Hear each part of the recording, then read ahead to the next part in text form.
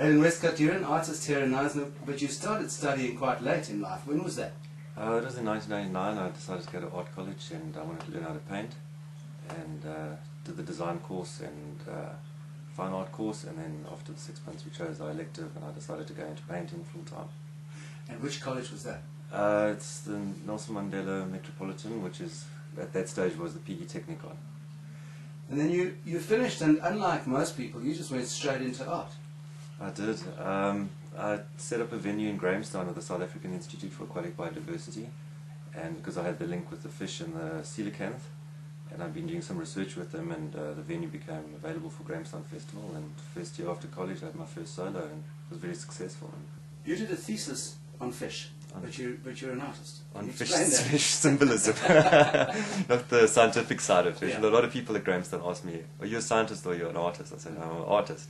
I just, they've always fascinated me. I've been grown up at Nuhuni in East London, around the beach. All my friends are big fishermen, my families were big fishermen, so it's just a symbol that I could relate to very easily, and also doesn't appear in art very often. It's just touched on by a few artists as a subject matter. Now, talking about the fish is a symbol that runs right through your art. What is the significance of it? The fish to me is a symbol of the subconscious. It's under the surface, so it's like the subconscious mind. But all the bits and pieces that I collect from the antique stores are sort of the conscious elements, so it's to unite the two, and the stitching symbolizes that. That's intriguing. You collect stuff from antique stores. Just take me through the process of making one of your paintings, like the one that's standing behind you now. What I do, I go source the material at different antique stores up and down the coast. Uitenhage's a very good place for antiques, so I get a lot of material from there. What kind of material? You talking about fabric or cards? Playing cards, cigarette cards, old photographs, old packaging, boxes, cardboard, anything, paper, documents, all that sort of, they call it ephemera, which is sort of things that should be thrown away, invoices, that sort of stuff. But they're always quite interesting they're old and they reflect like a time of a certain period of that time. And then what do you do with them? Well, I go buy a whole big box full of them, and as you can see, all the other boxes around here are jam-packed with bits and pieces. Then I throw them all out and choose an item that for some reason interests me, and then I start with that, and then I start collaging and mixing and matching, putting them together.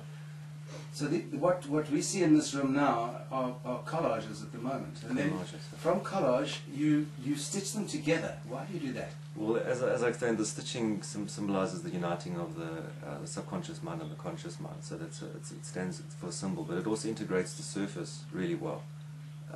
Sometimes things look a little bit stuck on, and once you put the stitches through, it looks like it's all fused and it's one surface.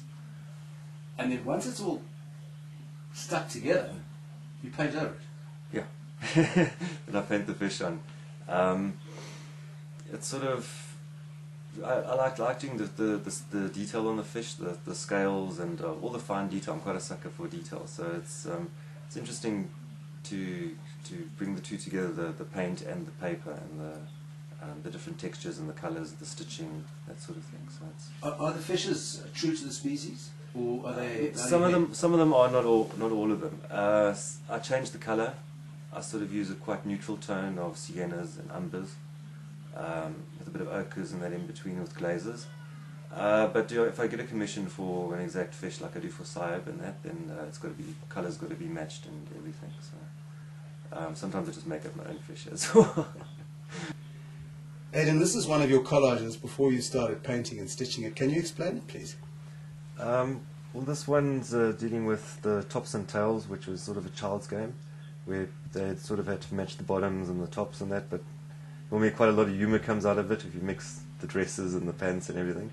It consists out of old letters, which are from the Second World War, old postage stamps, bits and book of, I suppose it would be scrapbooking in those days, little bits and things that from cards in it that stick in, old sort of photograph of a famous painting, some comic books. So it's really a mix and match of things that you don't find really these days, and sort of as you start working with it, then all of a sudden stories start coming out, and you sort of remember what you were thinking at the time when you made it, or you remember a comic book you read when you were a kid. So a lot of my work works with memory. There's something that is always some people relate to or identify with, and that stimulates a memory, and normally they have an interest in that painting. They can't really explain why, and that's part of the subconscious. We can't really always put our finger on things, but for some reason it's our subconscious mind picks up things, and especially the childhood items sort of start bringing a lot of memories back for people. Aidon, you've had a number of solo exhibitions. Yeah.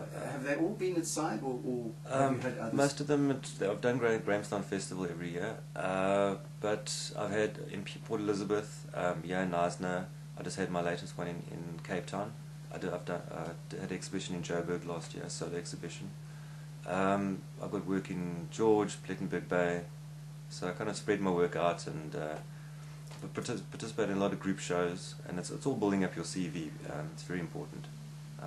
You know, as an artist, you think you can just sit at home and paint, but you've got more of a career to build than anything else. You've got to be involved. You have to. You know. Which brings me to the question which everybody has: where to for you with your art?